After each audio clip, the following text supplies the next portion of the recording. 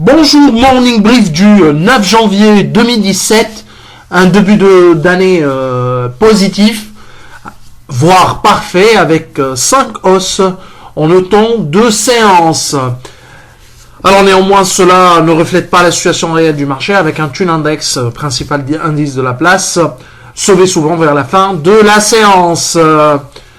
L'indice a gagné 1,05%, mais reste loin des 2,45% enregistrés durant la première semaine de 2016. Donc, en dépit de ce bon début, il est inférieur à celui de l'année où il y a moins d'éclat par rapport à l'année dernière.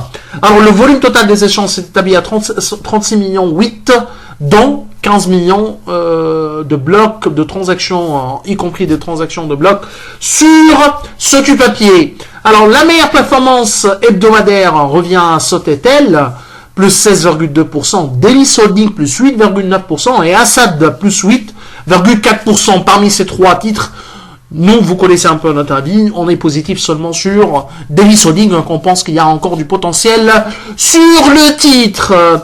En attendant un peu les chiffres donc annuels de Delis Holding, nous sommes plutôt confiants quant à la publication de bons résultats 2016. Mais depuis le mois d'août où on avait intégré Delis Holding dans notre portefeuille, le titre a beaucoup pris. On l'avait intégré le 2/8 2016. Le titre a pris plus de 35% depuis cette date. Les plus mauvaises performances, Steak, moins 8,7%, Sotemail, moins 8,1%, et UADH.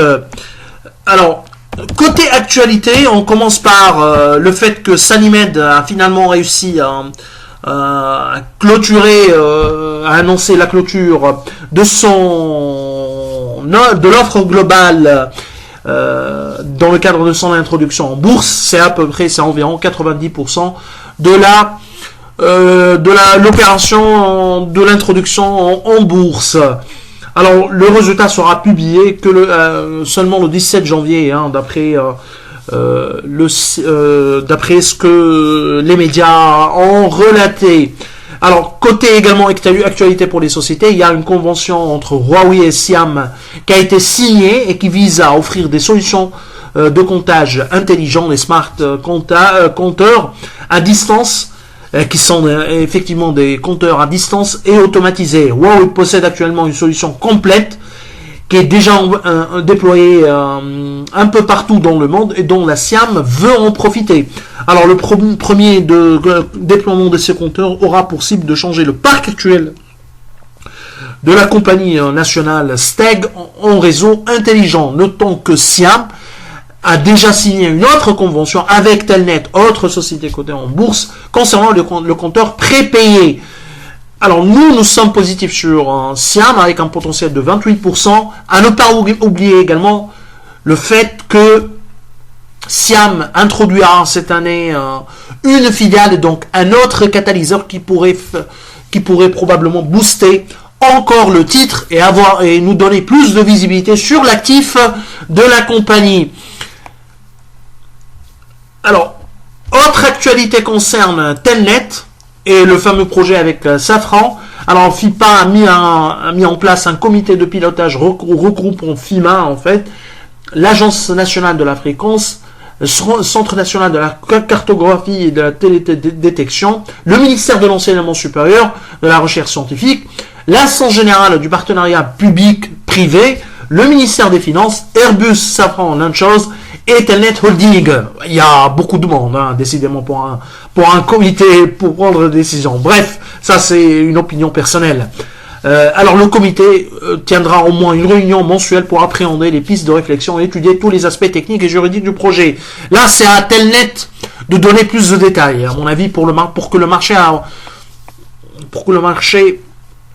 puisse réellement pricer cet éventuel projet, l'investissement à considérer, la manière ou le moyen avec lequel Telnet participera à ce projet.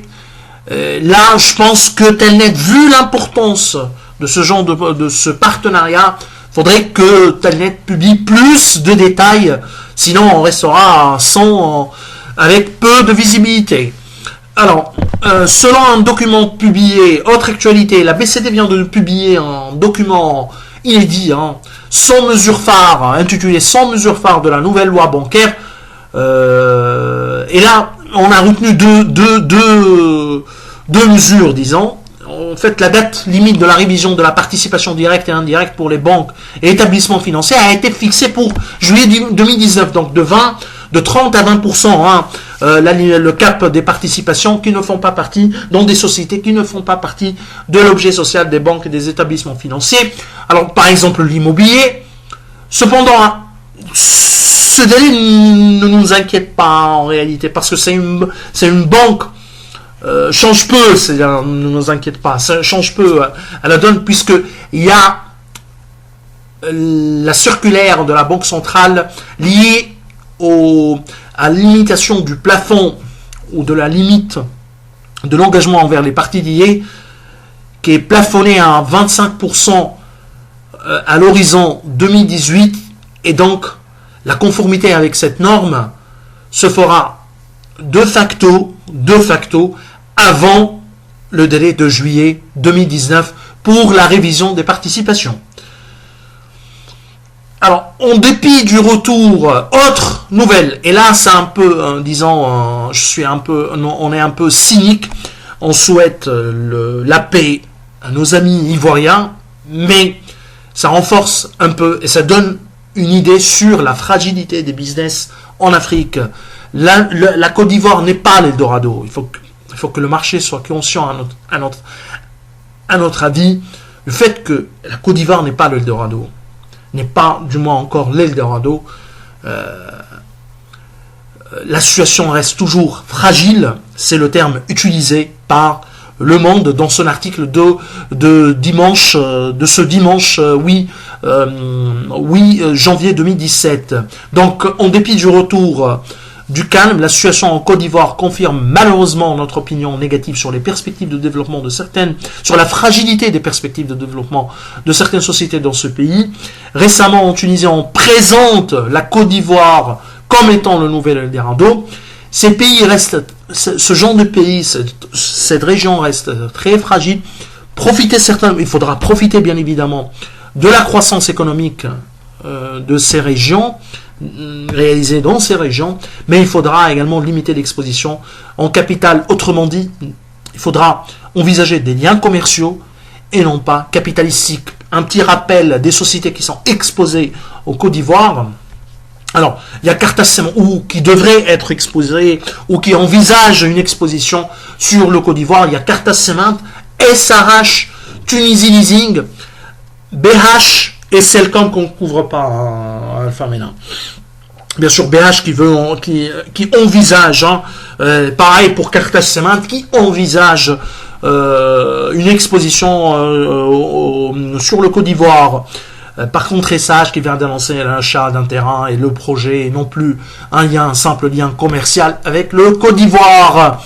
Tunisie, c'est à travers Alios. Donc, nous vous souhaitons un bon début de semaine. Au revoir et à demain.